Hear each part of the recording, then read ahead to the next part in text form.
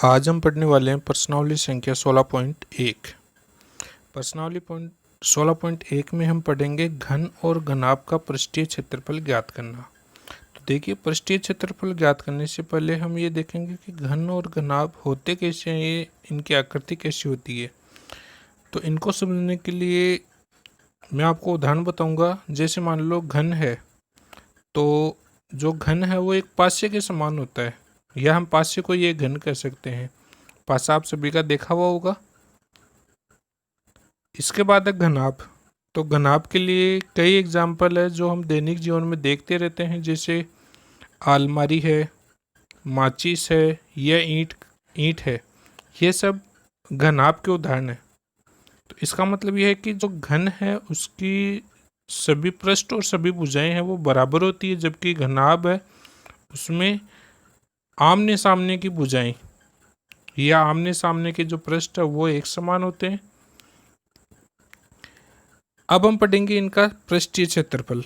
तो देखिए, सबसे पहले घनाभ का पृष्ठीय क्षेत्रफल 6 इंटू भुजा स्क्वायर, या भुजा को हम लिख सकते हैं एल। तो इसका पृष्ठीय क्षेत्रफल हो जाएगा 6L स्क्वायर, आगे वर्ग इकाई। फिर है घनाभ का पृष्ठीय क्षेत्रफल। तो घनाभ का पृष्ठीय क्षेत्रफल होता है 2 कोष्टक LB plus BH plus HL, या हम इसको बोल सकते हैं 2 कोष्टक L गुना B प्लस B गुना H प्लस H गुना L वर्ग इकाई, जहाँ L लंबाई को कहते हैं, B का मतलब चौड़ाई और H का मतलब होता है ऊंचाई। अब इसके बाद हम देखेंगे घन का विकर्ण। तो घन का विकर्ण देखिए L√3 इकाई, और घनाभ का विकर्ण होता है √L square plus B square plus H square, या हम कह सकते हैं लंबाई स्क्वायर प्लस चौड़ाई स्क्वायर प्लस ऊंचाई स्क्वायर। अब हम कुछ उदाहरणों के द्वारा घन और घनाभ का पृष्ठीय क्षेत्रफल ज्ञात करेंगे। पहला उदाहरण है, एक बंद लकड़ी के बक्से की लंबाई, चौड़ाई और ऊंचाई क्रमशः 90 सेमी, 50 सेमी और 30 सेमी है। बक्से का बाहरी पृष्ठीय क्षेत्रफल ज्ञात कीजिए। यहाँ बाहरी पृष्ठीय क्षेत्रफल का मतलब जो पृष्ठीय क्षेत्रफल है उसी से है। तो यहाँ देखिए, लकड़ी के बक्से की लंबाई, चौड़ाई और ऊंचाई तीनों अलग अलग है। अब अलग अलग है, इसका मतलब क्या है, बक्सा घनाभ के आकार का है। तो हमने यहाँ हल में लिख लिया, घनाभ की लंबाई जो प्रश्न में हमें दी हुई है 90 सेमी है, बक्से की चौड़ाई या घनाभ की चौड़ाई 50 सेमी, बक्से की ऊंचाई 30 सेमी। अब हमें इसका पृष्ठीय क्षेत्रफल ज्ञात करना है। तो पृष्ठीय क्षेत्रफल हमने पढ़ा था 2 कोष्टक लंबाई गुना चौड़ाई, चौड़ाई गुना ऊंचाई, ऊंचाई गुना लंबाई, इन सबको जोड़ देंगे। तो देखिए, 2 की जगह हमने 2 रख लिया। लंबाई का मान 90 गुना चौड़ाई का मान 50 प्लस चौड़ाई का मान 50 गुना ऊंचाई का मान 30 प्लस ऊंचाई 30 गुना लंबाई 90। फिर आगे देखिए, 2 कोष्टक 90 को 50 से गुना करेंगे तो 9 पंजे 45 और 2 जीरो आ जाएगा, 4500 प्लस 50 इंटू 30, 5 × 15, 1500 हो जाएगा, प्लस 30 इंटू 90, 9 × 27, 2700 हो जाएगा। फिर अगली स्टेप में देखिए, 2 कोष्टक 4500, 1500 और 2700, तीनों को हम जोड़ देंगे तो हो जाएगा 8700। तो 2 गुना 8700 का मान कितना हो जाएगा, देखिए यहाँ इसको 17,400 बटा 1000 लिखा हुआ है। इसको सेंटीमीटर से वर्ग में कन्वर्ट किया हुआ है इसमें। तो आप चाहे तो केवल सेंटीमीटर में भी आंसर लिख सकते हैं, वो भी सही है। और यदि वर्ग में कन्वर्ट करके फिर आंसर लिखना चाहे तो वो भी सही है। वर्ग मीटर में इसका आंसर हो जाएगा 1.74, और यदि सेंटीमीटर में लिखेंगे तो 8700 को हम किससे गुना करेंगे, 2 से। ठीक है, तो उस हिसाब से उसका आंसर आ जाएगा। अब देखिए उदाहरण नंबर 2, एक घन का संपूर्ण पृष्ठीय क्षेत्रफल 1014 वर्ग मीटर है।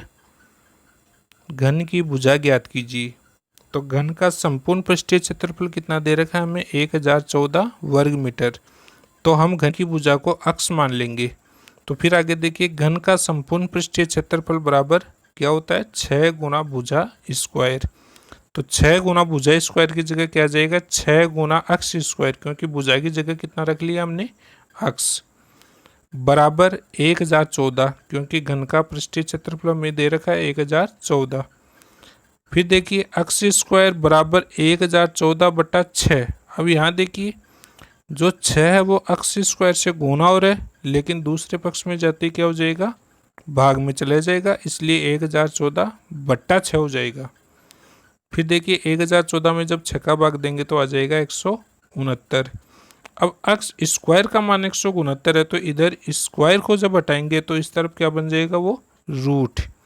तो अक्ष बराबर हो जाएगा रूट 169, और रूट 169 का मान हम जानते हैं कितना होता है, 13। तो जो घन की भुजा है वो कितनी हो जाएगी, 13 मीटर। अब हम तीसरा उदाहरण घनाभ की विकर्ण की लंबाई से संबंधित पढ़ेंगे।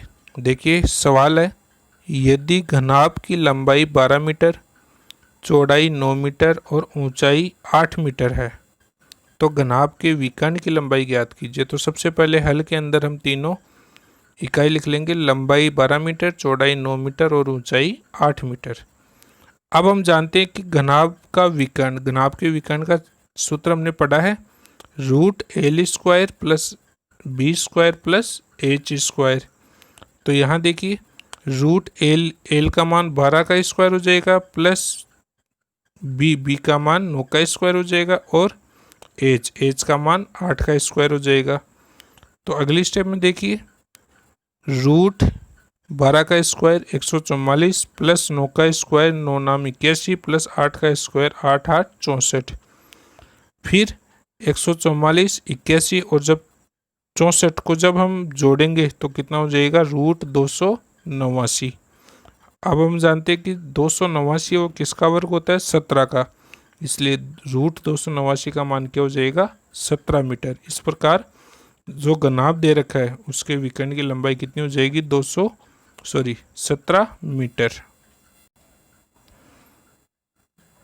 फिर देखिए उदाहरण नंबर 4। उदाहरण नंबर 4 है, एक कक्ष की लंबाई 5 मीटर, चौड़ाई 3.5 मीटर, ऊंचाई 4 मीटर, 20 रुपये प्रति वर्ग मीटर की दर से चारों दीवारों पर सफेदी कराने का व्यय ज्ञात कीजिए। तो देखिए यहाँ कक्ष का मतलब क्या होता है, कोई भी हम कमरा मान सकते हैं। तो देखिए हल में हम लिखेंगे कमरे की लंबाई 5 मीटर दे रखी है, चौड़ाई 3.5 मीटर है और ऊंचाई 4 मीटर है। तो देखिए कमरे की चारों दीवारों का क्षेत्रफल। अब यहाँ आपको एक चीज़ का ध्यान रखना है कि संपूर्ण कमरे का नहीं पूछा है, केवल उसकी चारों दीवारों का पूछा है। तो चारों दीवारों का जो क्षेत्रफल होता है वो 2 कोष्ठक लंबाई प्लस चौड़ाई, क्योंकि इसमें हमें ऊंचाई नहीं लेनी है इसलिए हम ऊंचाई को अलग करेंगे और 2 कोष्ठक लंबाई प्लस चौड़ाई और ऊंचाई को उससे गुना कर देंगे। फिर देखिए मान रखेंगे जब इसका, तो हो जाएगा 2 कोष्ठक लंबाई का मान 5 प्लस चौड़ाई का मान 3.5 और गुना ऊंचाई का मान 4 मीटर। फिर इसको जब हल करेंगे तो 2 गुना 5 प्लस 3.5 का मान कितना हो जाएगा, 8.5। तो 2 गुना आगे क्या लिख दिया हमने, 8.5, और आगे लिखेंगे गुना 4। जब इसको हल करेंगे तो देखिए 4 और 2 को गुना करने पर तो आ गया 8। 8 को जब 8.5 से गुना करेंगे तो कितना आ जाएगा, 68 वर्ग मीटर। वर्ग मीटर क्यों लिखा हमने, क्योंकि हम यहाँ क्या ज्ञात करें, क्षेत्रफल। अब देखिए टोटल वर्ग मीटर जो चारों दीवारें उनका क्या है, 68 वर्ग मीटर उसका क्षेत्रफल है। अब सवाल है उसमें दे रखा है कि 1 वर्ग मीटर पर 20 रुपये का खर्चा हो रहा है, तो हमें 68 वर्ग मीटर पर कुल खर्चा निकालना है। तो 68 वर्ग मीटर पर कितना खर्चा हो जाएगा, 68 गुना 20 बराबर 1360 रुपये। आज का जो होमवर्क आपका वो रहेगा प्रश्नावली संख्या 16.1 के शुरू के जो 6 सवाल है वो आपको होमवर्क के रूप में करना है और व्हाट्सएप के ऊपर जैसे आप भेजते आ रहे हैं पहले उसी प्रकार आपको भेजना है। यहाँ देखिए क्वेश्चन नंबर 1 से 6 मैंने मार्क किया है। यदि किसी बच्चे के पास बुक नहीं है तो वो यहाँ से देख सकता है, और जिसके पास बुक है वो अपनी बुक से 1 से 6 सवाल उसको करने हैं।